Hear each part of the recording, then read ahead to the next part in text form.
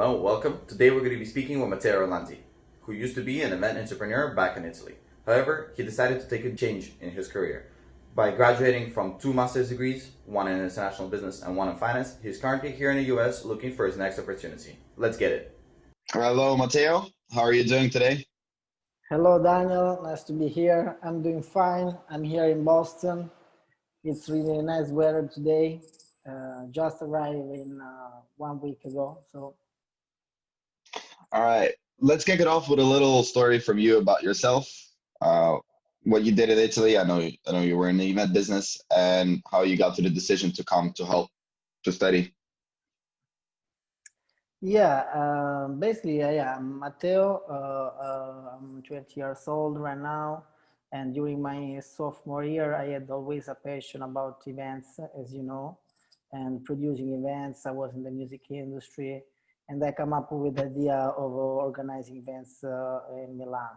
Because at the time, I just moved in Milan for my university, for my bachelor. I was studying economics. And then me and my brother, we found this opportunity. We understood that Milan was a big place to do events, and we found a niche, a cool niche to produce a certain kind of events. So first of all, we started, the first event was a huge success. We were expecting 2,000 people, I remember, it was November Wow. 2012. And then at the end, they came 6,000 people. So, but since I signed the contract to meet the target, so I overachieved the target. So the owners were really happy. I was really happy. And then that's how the journey started. And after that, I was keeping doing events until 2018. And then in September 2018, I joined HALT for several reasons. I was always want to go back to school to do my master. I want to get some fundamentals and deeper knowledge in finance. I like to invest. I bought my first bond when I was 16 years old. I still remember treasury bond, Italian treasury bond. And but since I was quite busy for the work, I decided to to solve my business and then go back to school to get deeper, get deeper knowledge in finance because I want to move in another industry. I decided after 6 years, I had great experience in the event industry. And as an entrepreneur, it's important to know finance because I was forecasting, budgeting, corporate finance, but I always, as I said, like the part of investments. So I decided to go back to school. I got in at HALT in 2018. I did my first master in international business and then my dual degree in finance. I graduated in the worst time in history, I can say, was March 2020. I had a potential offer from a company here in Boston, but of course was canceled. And now I'm back to Boston now I'm doing TA, teaching assistant at HALT, and hopefully next month will be better because I'm still looking for a job as well. I guess talk briefly about your applications before you graduated, leading up to your graduations. You've you obviously have a lot of experience in event business, but you don't have so much in finance, as Yeah, far as I'm concerned. How was it applying from how, like, not usually where recruiters go to? Still a good school, but yeah, not a place for recruiters to come to. How's it like applying from a school like that with no experience into a junior role in finance? How did you make sure that you stood out? yeah. From my experience, I think network is the key. I think no matter what kind of school you go, of course, if you have an Ivy League, it's a good presentation of yourself. But network is the key. So I think you need to reach out to many people as you can, because first of all, you are in a different country. So I was new to Boston. I was new to the United States. I'm a foreigner. I have some restriction with work authorization and the company no. So you need to overcome all these difficulties and kind of problems. Yes, I have experience, but as an entrepreneur, so it can be good, but can be bad as well. So it depends how you can sell yourself and depends what kind of position you're applying for. Probably for commercial sales position is much better compared to do, for example, an analyst, I would say, or financial analyst, those kind of position. Which one do you want more? I would say depends really. I mean, I like sales. I like to do some financial analysis, but probably selling financial product would be the best fit for me. But I think you need to do a transition. I think a couple of years to do an analyst will be better because you can build strong fundamentals, and then if you find yourself well, you can keep going, or otherwise you can switch to sales because you know exactly the products, the technical part, and then I think is a good knowledge. Then you can resell yourself in a different role. I want to ask you about what do you think about the event industry and if you would consider going back, basically. Yes, I'm still open to go back to the kind of industry. Of course, even if you go to any kind of corporation, you can still go to the event industry. But at this time, I will go differently. So I can join a big corporation, and in America there are huge corporations that are in the S&P 500. Because the market since 1990 has been pretty competitive. There are companies that are playing around the world, like Live Nation, for example, and they have a big market share. So yeah, as a manager, as a more senior position, I would like to join there. Okay. And then,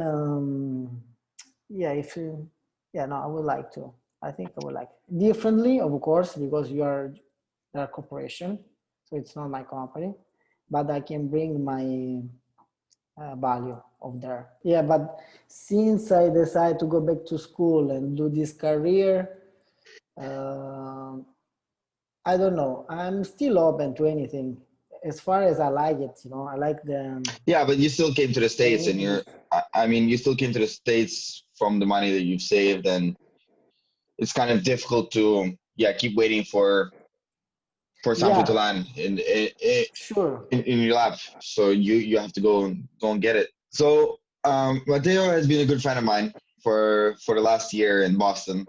He's been my companion through, I would say, after the second quarter, especially of the studies, which is winter, second semester.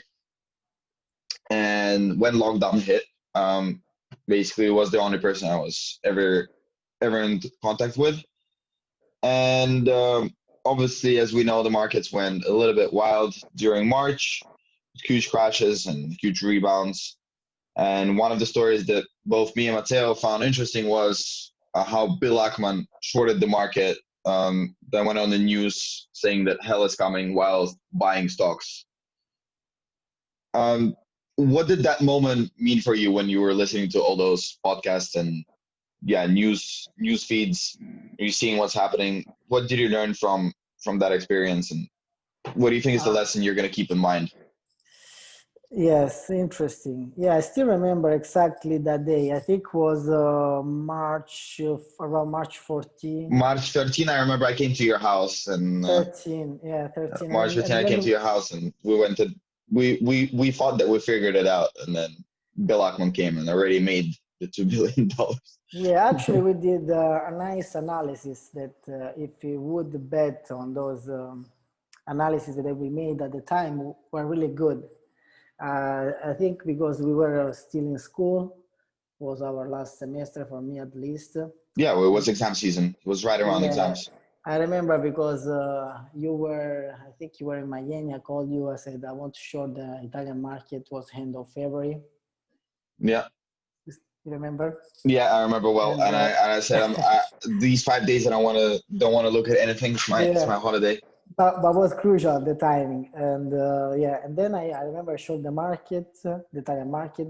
I made a nice gain, and at the same time I had a course called Topics Applied Topic in Finance, and actually we were applying all our knowledge. It was a simulation about trading, and was useful because we started on January where the market was at its peak, Yeah. and then we finish in March when the crash happened. So I learned an important lesson. First of all, you need to be focused. You need to be rational when you do investment, when you manage money, because it's easy to become irrational. And yeah, and then we were talking about Bill Ackman, that at the time the news was a big news. He was shorted the hotel industry, the entertainment industry, because it was crashing. Yeah, he was buying credit default swaps on And it was those. up, and then at the same time it was bullish after on the Oh, entertainment, hospitality, and tourism business, especially with I think was Marriott and Hilton. Marriott and Hilton. Then he made more than 2 billion gain. So we were amazed by those. Uh, how you say those bets or those called blood? I mean, No? yeah, definitely. But I Yeah, mean, yeah, considering that we were in a finance program, I think in terms of learning and experience, I think the only better place to learn better from what happened, including stories like Bill Ackman. There were other stories about 50 Cent, who is a London hedge fund manager. His name was actually revealed in an article, I think, on Market Watch, which I read, and then Business Insider. Basically, we found out who 50 Cent is, and he's called 50 Cent because he's buying these cheap options when he thinks the market believes that the probability of something bad happening is extremely low. When he sees that, he buys the cheap options on something bad happening. What I'm trying to say is that during that year, if I had not studied finance, had I been in Moscow like the year before, I don't think I would be able to closely follow like I did what happened and yeah. learn from what happened. And for me, the most important thing, the way I had my position, is just to be patient, because I luckily already had experience of sharp sell-offs, and the biggest problem is when you start letting your emotions control your decision making. And Yeah, we just earlier had a course from Professor Sheena. If you could you're tell fine. us, yeah, I think you like that course as well. If you could tell us if anything that you saw in the markets from behavioral finance that you studied, anything that helped you make the analysis that we did that Yeah, day. of course it up because the market it's irrational at that point. There was at the start of the pandemic, so everybody was closing their position. Of course, as I remember when we were talking about in January, February, and you asked me why are you not investing, and I said because I think it's overvalued. It doesn't make any sense to me right now to invest. And then suddenly was opportunity that was just around the corner. Yeah, of course, the course, I mean, we were immersed in the study. So we were following every day the market, we were understanding our theoretical knowledge and applying to practice. And of course it helped. In fact, I think it's a nice lesson because if you think right now, we experienced the crisis in the middle of a study. I mean, we're We still kind saw, of in the middle of the second wave. yeah. So yeah, I'm saying about the market. Was so great in the last years. until February, end of February, and then crashed completely, like destroyed all the gains on the year before. So I think there is a lesson, there is a takeaway, of course. And I hope we, next time we are ready, more ready. Unfortunately, these things happen every 8-10 years. Yeah, it was interesting because I remember doing a project in the first semester. I don't think you were in my cohort in the first semester, but I did something with yield curves. And it was like, yeah, it's for crisis situations. And then immediately the opportunity came around the corner. It was like perfect timing for the project, but who knew? Like this wasn't happening for 10 years and no one was taking any of the short ideas seriously. Thank you for watching the episode so much. I hope you have enjoyed. Please like, share, and subscribe if so. I also hope that we're going to have Matteo back in the near future to discuss how and where he landed a job. And I'll see you guys at the next episode of the Cambridge Stocks podcast.